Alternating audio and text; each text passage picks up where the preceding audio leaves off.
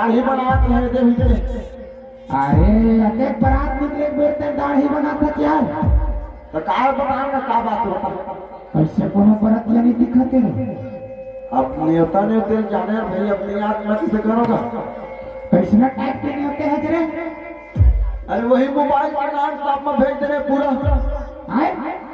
अरे पूरा गांव भर के नंबर मोरे में दाढ़ी बनवा पर लगा थे। हां तदान साप्रीत मोर मेरा हां वही में होता भेज देगा शेष नांगे तो का नांगे रे। अरे मोबाइल के नाम साहब का भेज देगा नाम सब देगा है पागल तो का देगा। अरे वार्ड साहब के थे मोर दादा वार्ड साहब के थे। हां वही भेजे हम आए वही तुम्हें भेजे हम सुन ना ले तो चिल्ला कर चिल्लाए कट का ताकत है मैं देखा था ले का हो भेज जल्द है चिल्ला सुना सुना सुना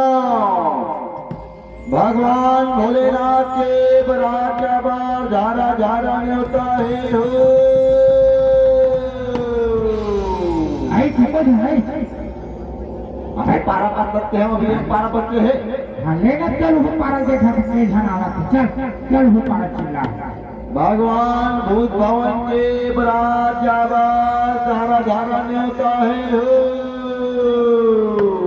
देखिए देखो देखिए अपनी तो कितना मैं क्या कराऊंगा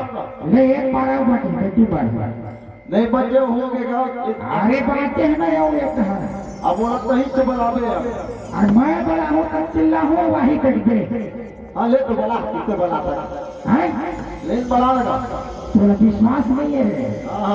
हैं अरे विश्वास नहीं है मोला एक तो नहीं होगा पर आज के मन को पहुंच गया तब अब कौन आएगा देखना मैं बड़ा हूँ वही बड़ावा रे ले बनाऊंगा अरे वो तो बरकवा बने बराते भागे पंखैरा वही वो तो बरकवा बने बराते भागे पंखैरा